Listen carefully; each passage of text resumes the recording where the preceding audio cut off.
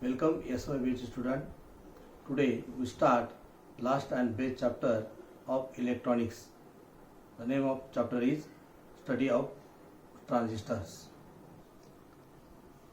The first point is bipolar junction transistors. Transistor is a device that can amplify low power input signal into high power output signal. In this, additional power comes from the external power supply used to drive transistor circuit. The name transistor is derived from transfer plus resistor. That is, transistor is a device which transforms resistance to electrical magnitude like voltage and current. The next point is the construction of BJT, that is bipolar junction transistor. A transistor consists of two PN junctions formed by sandwiching either P-type or N-type semiconductor material between a pair of opposite types. Hence, this process produces two types of transistor, namely NPN transistor and PNP transistor. Okay, so diagram first shows construction of NPN transistor, that consisting of emitter, base and collector, 3 junction. Then second diagram is the construction of PNP transistor consisting of emitter, base and collector. So figure A shows the construction of NPN transistor having 3 regions, namely emitter, base and collector. Emitter region is heavily doped and collector region has larger area than the emitter.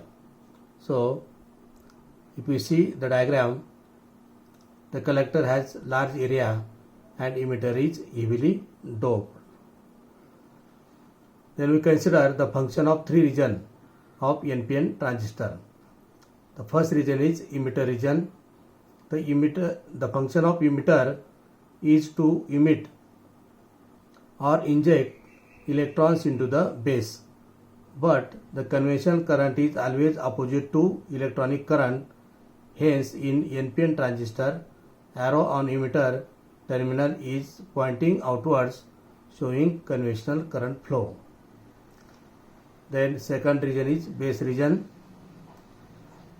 The function of base is to pass most of the electrons emitted by emitter into the collector. Hence, the base is very lightly doped and is very thin as compared to emitter and collector. Very few electrons recombine with holes in the base region. Third region is collector region. The function of collector is to collect these electrons coming from base.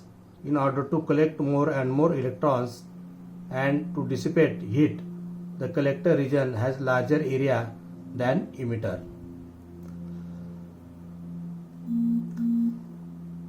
Then figure B shows construction of PNP transistor having 3 regions, namely emitter, base and collector.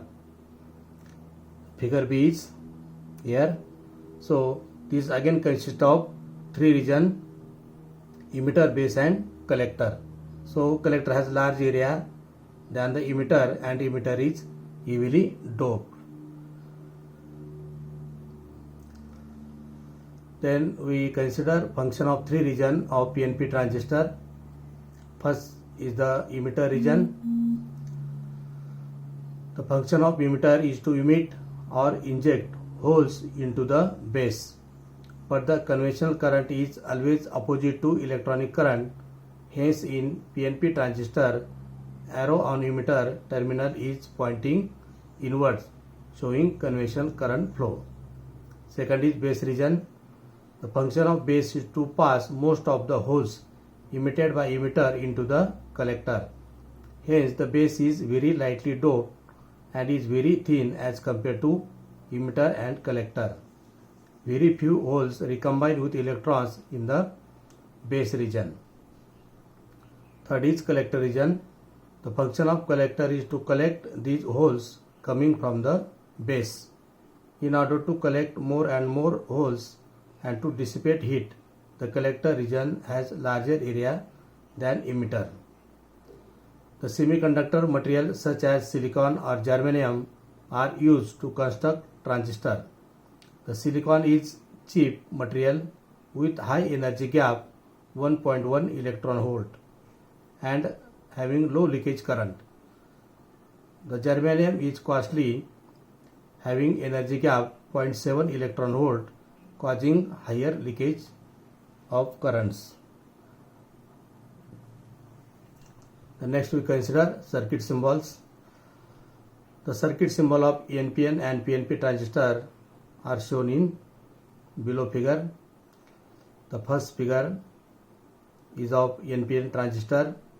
So it has three terminal, base, emitter and collector, and arrow is pointed outward in case of the NPN transistor, while in case of the PNP transistor, arrow on emitter is pointing in inward direction. Then we see operating principle of transistor. Transistor has two junctions, namely emitter base and base collector junction. In order to study operating principle of the transistor, emitter base junction should be forward bias and collector base junction should be reverse bias. In this combination, transistor is operated in active region and is useful for amplification of small varying signals. Let us consider the operation of NPN transistor, where emitter junction is forward bias and collector junction is reverse bias, as shown in next figure.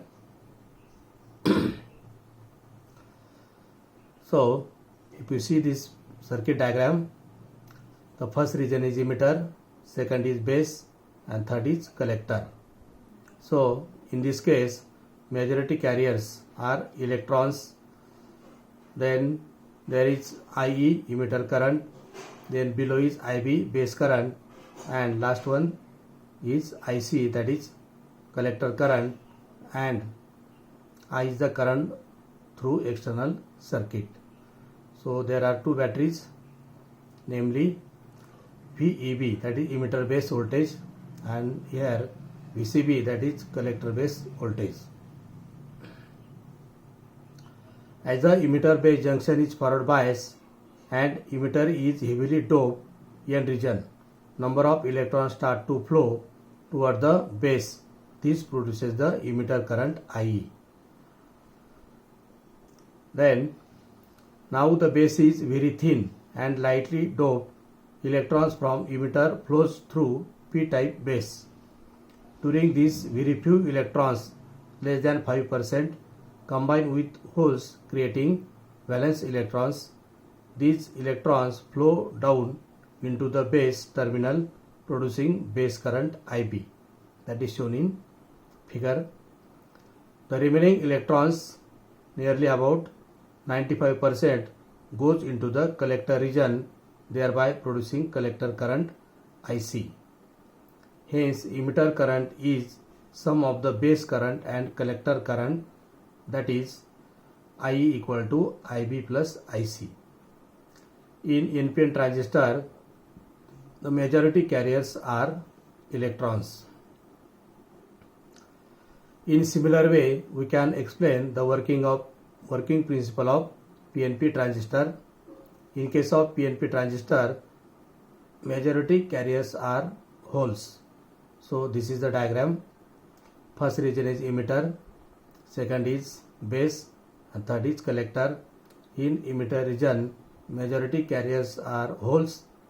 In base, there are holes with electrons, and in collector there are holes. So showing collector current IC, then left hand side emitter current IE, and below at the bottom of base there is base current having two batteries, VEB, that is emitter base voltage, and VC, collector emitter voltage, and then total current is I, which is flows through the circuit.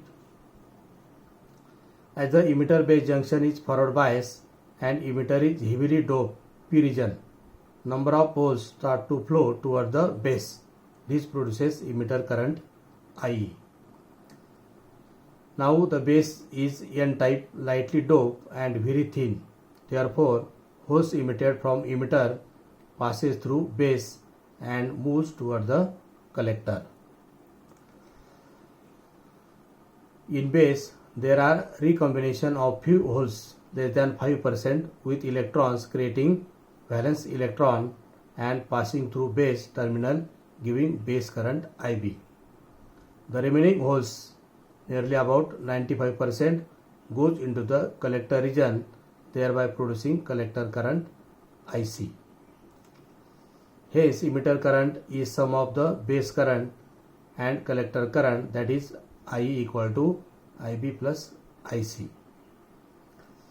Then we see types of transistors. Transistors are classified according to its construction, semiconductor material used, and operating principle. There are 4 types of transistor. First is NPN or PNP transistor. This is due to the doping of P-type or N-type material in emitter and collector. The basic characteristic of NPN and PNP transistor are same, only the difference is for majority carrier and biasing voltage polarities. Second one, silicon and germanium transistor.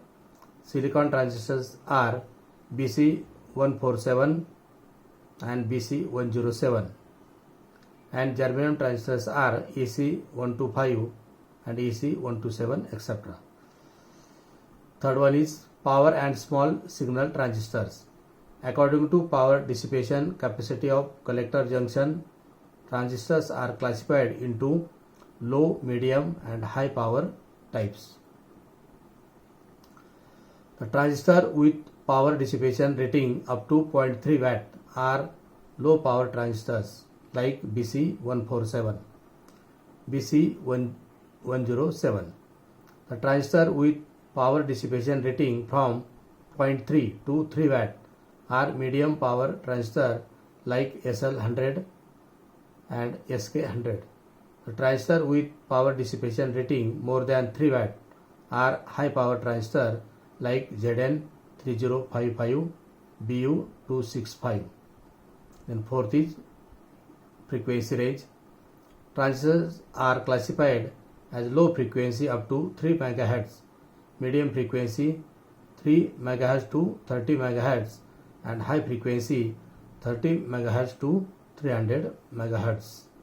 So with this lecture I stop here, and we will meet in next lecture. Okay, thanks.